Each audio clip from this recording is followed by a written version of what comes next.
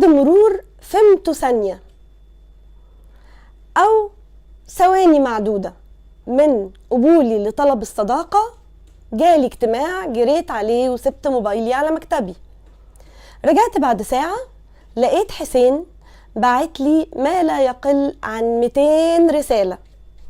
200 رسالة بس؟ لا، حسين ما اكتفاش بال200 رسالة، لا ده كمان اتصل بيا 5 مرات فيديو شات، اتصال مرئي، و5 مرات اتصال مسموع او اوديو. طب هل انت تعرفني يا حسين عشان تكلمني؟ هل انت تعرفني عشان تبعت لي 200 رسالة؟ ده انت لسه ضايفني يا حسين. طب اديني فرصة، اديني فرصة اقرا بوستاتك، اقرا افكارك، اعرف انت بتتكلم ازاي. اديني فرصة اهنيك بعيد ميلادك، اديني فرصة